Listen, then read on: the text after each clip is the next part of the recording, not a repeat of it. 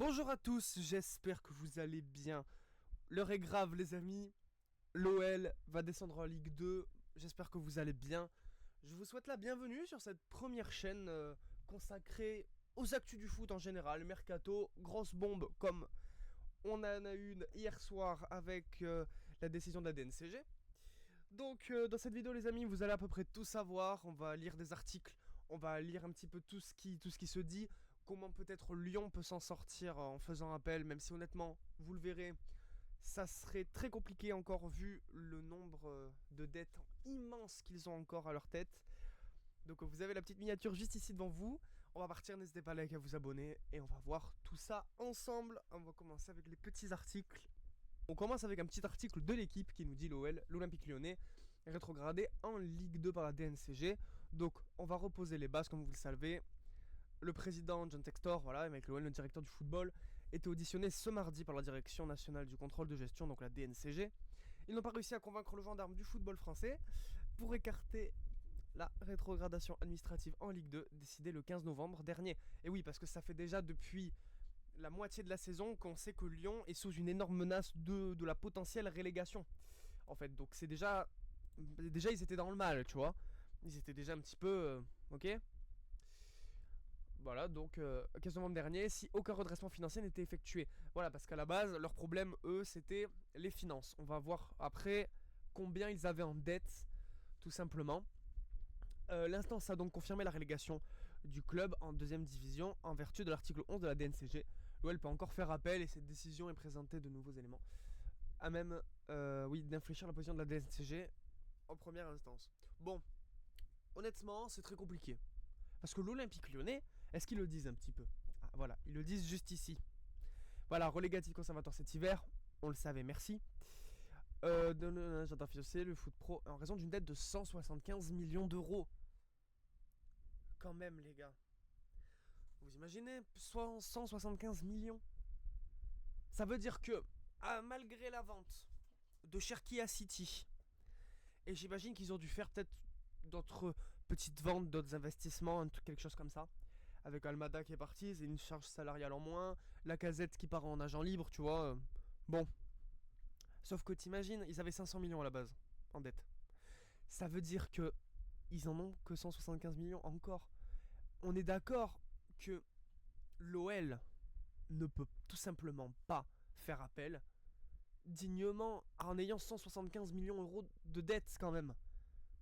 Enfin, faut être intelligent. Ils vont pas l'accepter. S'ils l'acceptent, c'est une énorme faute. Parce que ça va être comme toutes les années. Vous voyez?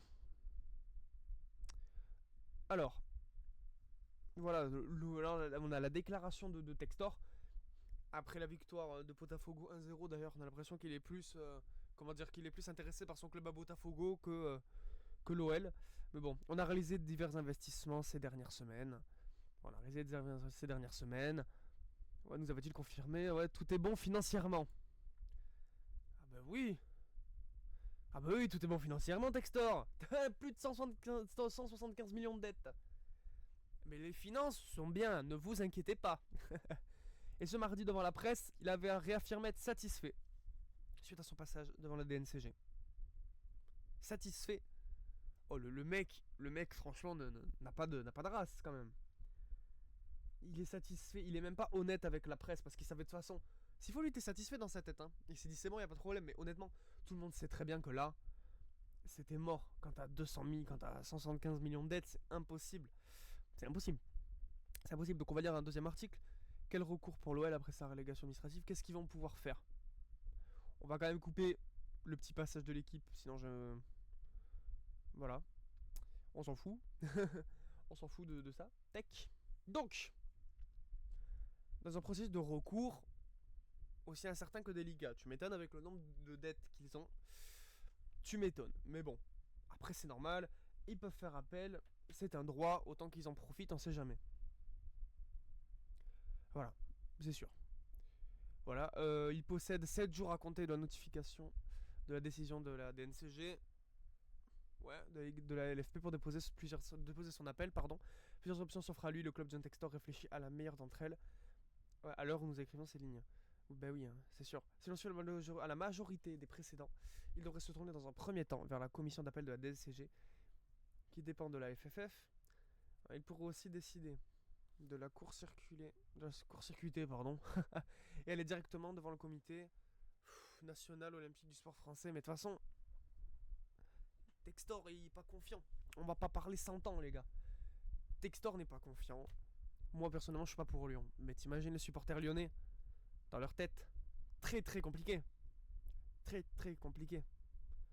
Donc, bon, qu'est-ce que vous voulez dire de plus? Ça va être une ère très compliquée.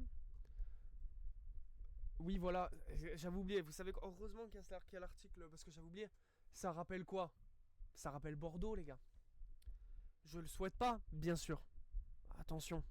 Le problème, c'est que Bordeaux a commencé en se faisant reléguer parce que ils avaient une mauvaise gestion. De toute façon, ils s'étaient fait reléguer dans le classement, mais je veux dire, voilà. Et au fur et à mesure, tout le monde disait oui, c'est sûr, ça va aller. Il n'y a pas de problème, ils vont remonter. Ils ont passé 2-3 ans en Ligue 2, il me semble. Et après, qu'est-ce qui s'est passé? Eh bien, ils se sont fait rétrograder en National 2 parce qu'ils n'avaient plus d'argent. Et le problème, c'est que si il n'y a pas un changement de direction, un changement de président ou un changement de toute façon de dépenses de la part de Lyon, et il faut stacker un peu, tu vois. Eh ben, bon, peut-être qu'ils vont connaître la même trajectoire. Et personne n'a envie de ça parce que Lyon, c'est comme Bordeaux, c'est un monument du football français. Voilà. Donc c'est quand même assez dur. Donc voilà, et pour finir cette petite vidéo quand même, petit point positif pour nos amis du stade de Reims. Tout simplement parce que, voilà, vous avez l'article ici. Si la relégation de Lyon est confirmée, le stade de Reims rejouera en Ligue 1. Ça fait plaisir pour eux quand même, ils s'étaient pris une belle remontée par Metz en barrage, alors tant mieux pour eux, voilà. Donc j'espère quand même que cette toute première vidéo vous a plu, que vous avez eu les informations nécessaires. N'hésitez pas à me dire en commentaire si le format vous plaît. Comme ça, je continue à faire des vidéos sur cette chaîne, notamment avec les mercatos qui arrivent, tu vois, les derniers mercatos qui sont déjà faits, machin. Ça va être très sympa.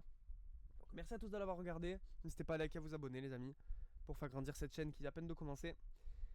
Et nous, on se dit à la prochaine pour de nouvelles actus, de nouvelles grosses bombes dans la planète foot.